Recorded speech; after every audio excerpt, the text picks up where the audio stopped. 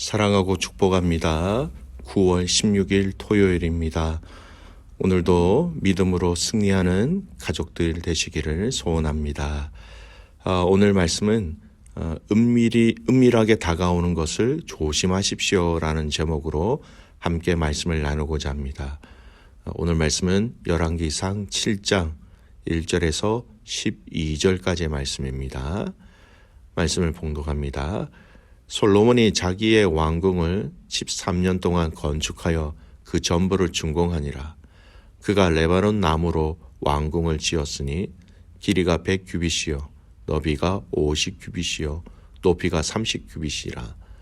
백항목 기둥이 4줄이요 기둥 위에 백항목 들보가 있으며 기둥 위에 있는 들보 45개를 백항목으로 덮었는데 들보는 한 줄에 15이요 또 창틀이 3줄로 있는데 창과 창이 3층으로 서로 마주 대하였고 모든 문과 문설주를 다 큰 나무로 네모지게 만들었는데 창과 창이 3층으로 서로 마주 대하였으며 또 기둥을 세워 주랑을 씌었으니 길이가 50규빗이요 너비가 30규빗이며 또 기둥 앞에 한 주랑이 있고 또 그 앞에 기둥과 섬돌이 있으며 또 심판하기 위하여 보좌의 주랑과 재판하는 주랑을 짓고 온 마루를 백향목으로 덮었고 솔로몬이 거처할 왕궁은 그 주랑 뒤 다른 뜰에 있으니 그 양식이 동일하며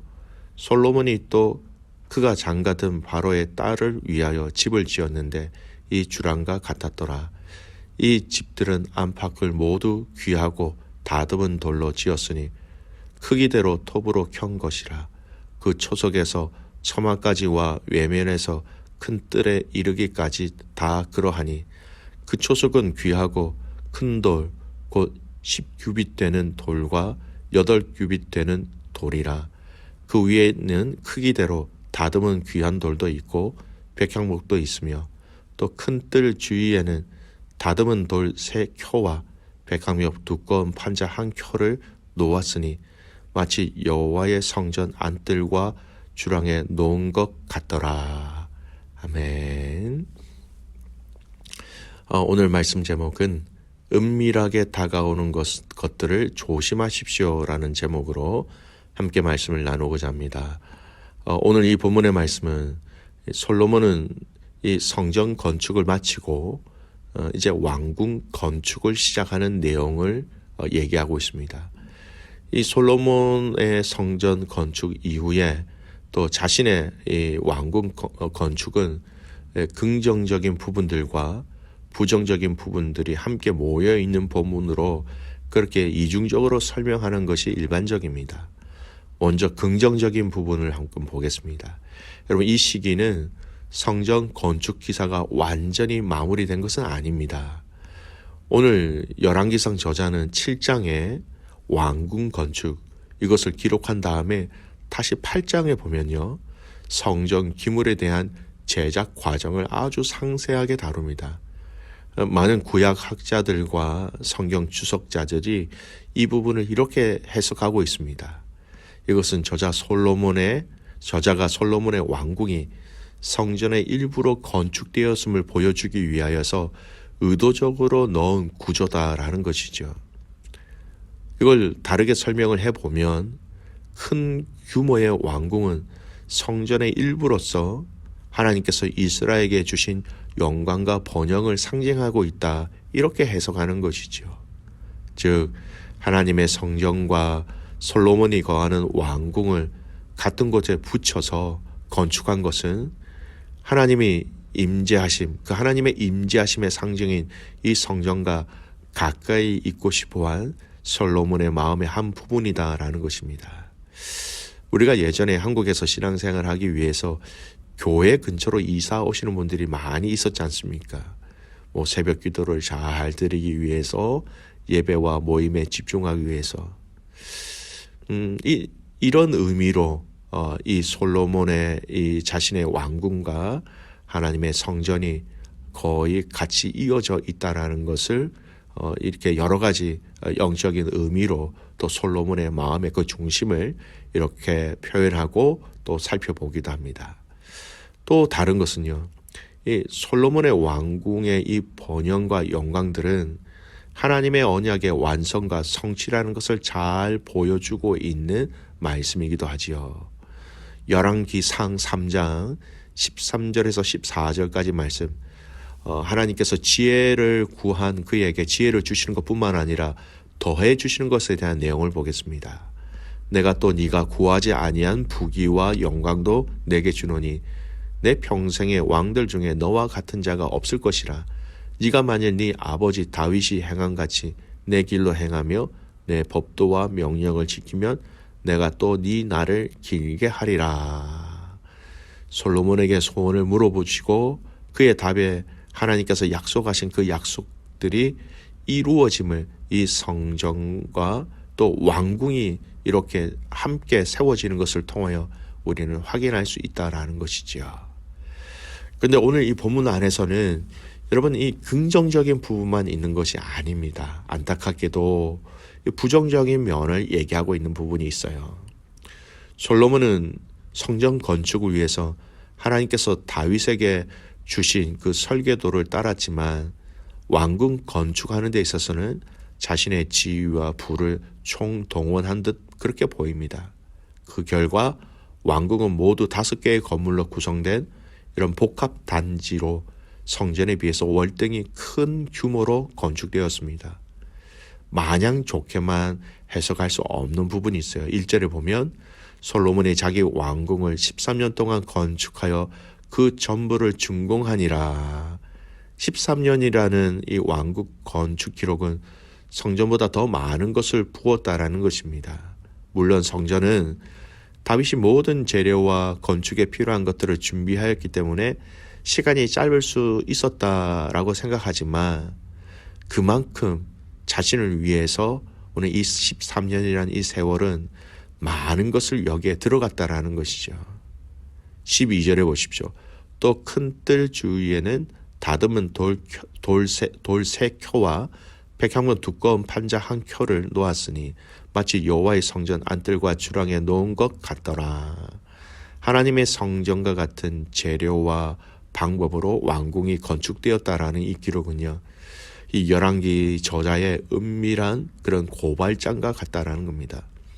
마치 성전과 같은 재료로 같은 방법으로 건축되었음에도 건축 기간이 거의 2배에 이를 정도로 하면 왕궁이 성전의 일부라라고 얘기할 수 있을까라는 것이죠. 오히려 성전을 왕궁의 일부로 봐야 하지 않을까 하고 묻는 것 같습니다. 만약 그렇다면 솔로몬은 성전 건축을 할 때 드러내지 못했던 자신의 지위와 부를 왕궁 건축을 통해서 풀어낸 것이고, 이는 과시욕이 발상으로 시작해서 이렇게 시작되었다라고 해석할 수 있다라는 거예요. 그래서 이로 인하여서 나중에 일어날 부정적인 사건의 이유가 되어버립니다. 열왕기상 12장 말씀, 열왕기상 12장 4절에 이런 말씀이 있어요. 왕의 아버지가 우리의 멍에를 무겁게 하였으나 왕은 이제 왕의 아버지가 우리에게 시킨 고역과 매우 무거운 멍에를 가볍게 하소서. 그리하시면 우리가 왕을 섬기겠나이다.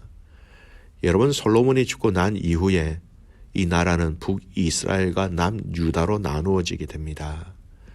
여로보암이 남유다의 왕으로 르호보암에게 가서 당신의 아버지가 건축으로 인하여 백성들을 힘들게 하였다라고 이야기하면서 이 백성들을 힘들게 하지 않으면 내가 당신을 섬기겠다라고 얘기합니다. 결국은 여로보암은 백성들을 모아서 북이스라엘 10지파의 왕이 되어버린 것이죠.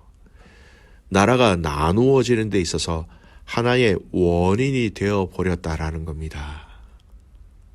그러나 이보다 더 심각한 문제점이 하나 더 있습니다. 솔로몬의 솔로몬의 그 왕궁의 일부에 바로의 딸을 위한 집을 지었다라는 것이에요. 8절 말씀 보십시오. 솔로몬이 거처할 왕궁은 그 주랑들이 다른 뜰에 있으니 그 양식이 동일하며 솔로몬이 또 그가 장가든 바로의 딸을 위하여 집을 지었는데 이 주랑과 같더라. 하나님은 이방 여인과 결혼을 금하셨지요. 이방 나라와 정치적 동맹을 맺는 것도 금하셨습니다. 그러나 솔로몬은 이를 지키지 않았다는 거예요. 100번 양보해서 솔로몬이 바로의 딸과 결혼하는 것을 나라를 위한 어쩔 수 없는 선택이었다라고 이해를 한다고 해도 이 왕궁의 일부를 우상 숭배의 상징인 바로의 딸을 그 왕궁에 들였다라는 것은 사실상 굉장히 큰 위험이 있었다라는 것이죠. 물론 이 시점에서 솔로몬이 바로의 딸을 따라 우상 숭배를 하였다라는 증거는 없습니다만 중요한 것은 확실한 것은 솔로몬이 이로 인하여서 우상 숭배에 근접해 가고 있다라는 것은 어쩔 수 없는 사실입니다. 이처럼 왕궁의 건축 기사는 하나님께서 솔로몬에게 약속하신 그 약속의 성취라는 좋은 면도 있었습니다만 그 내용을 자세히 살펴보면 바른 길에서 정도에서 조금씩 벗어나기 시작한 솔로몬의 부정적인 모습을 동시에 보여주고 있으면서 상당한 긴장감을 유발시키고 있는 것이죠. 근데 안타깝게도 여러분 이 긴장감은 그리 오래 가지 않았습니다. 솔로몬은 자신과 결혼한 이방 여인들을 따라서 우상을 숭배하며 하나님과 멀어지게 된다라는 거예요. 그래서 열왕기상 11장에 보면 이스라엘과 솔로몬 자신도 우상을 섬기는 죄악을 범하여 버렸다라고 바로 성경은 얘기하고 있습니다. 하나님을 만났고 하나님의 약속을 받았고 그 약속이 성취되어지는 것까지 경험한 솔로몬이었지만 결국 무너지고 말았다라는 것이죠. 여러분, 이 의미를 잘 돌아보아야 합니다.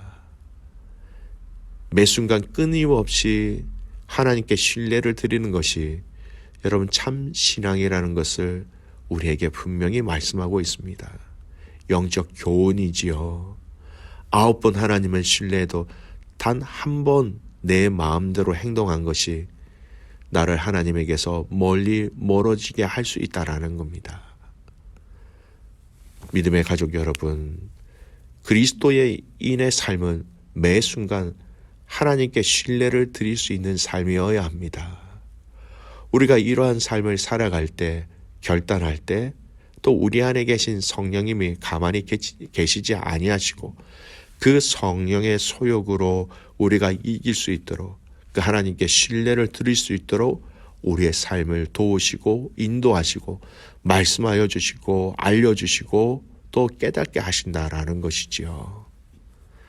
성전 건축을 다 완성한 다음에 자신의 왕궁을 위하여서 건축한 이 건축의 모든 기사가 참으로 아름답게 보일 수는 있지만 자세히 살펴보면 조금씩 그에게 죄악의 그림자가 어둠의 그림자가 조금씩 스며들고 있다라는 것을 분명히 알 수 있습니다.